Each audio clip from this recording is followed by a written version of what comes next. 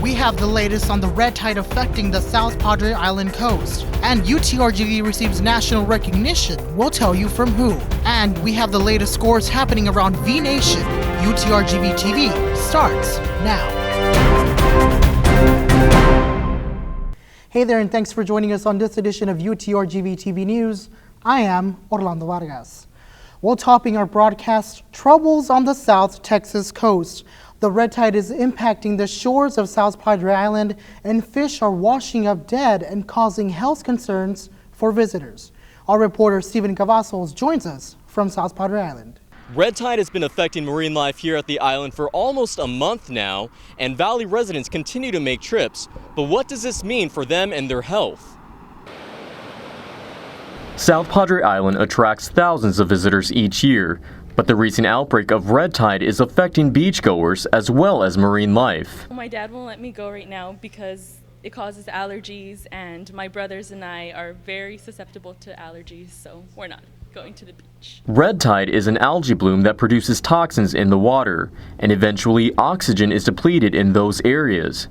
Daniel Goggins, senior aquarist with the Gladys Porter Zoo, explains what marine life is most affected. Fish and invertebrates, fish mostly from the anoxic conditions. When the oxygen is removed from the environment, they basically suffocate in the water. Invertebrates, mostly shellfish, can take in the toxins. They filter the toxins and becomes in part of their body, and in turn they become toxic themselves.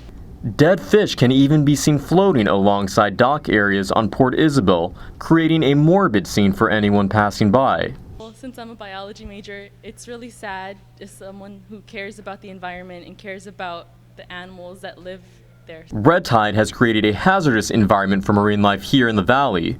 But what happens when those toxins become part of the air we breathe?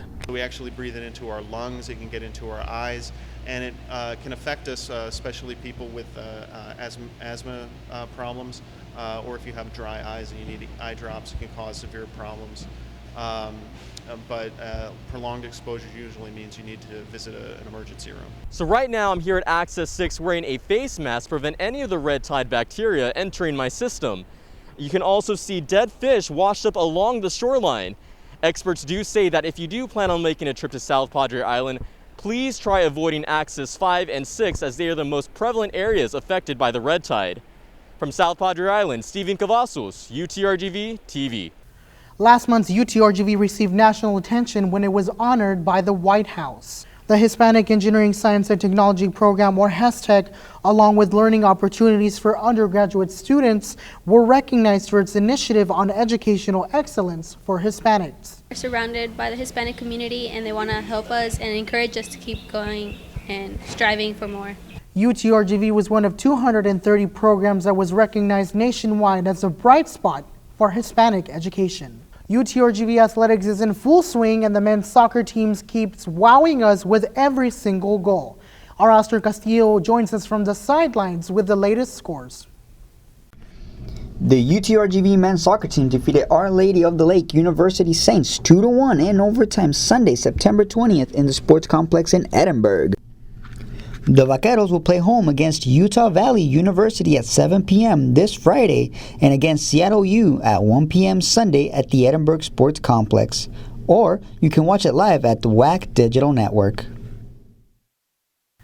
And we want to thank you for joining us on this week's newscast. Now, if you have a story idea, you can go ahead and let us know by searching for our Facebook page at UTRGV TV. You can also email us at utrgvtv@gmail.com. Now make sure to keep up to date with all of the latest headlines happening around UTRGV and the Rio Grande Valley. I'm Orlando Vargas. See you until next time.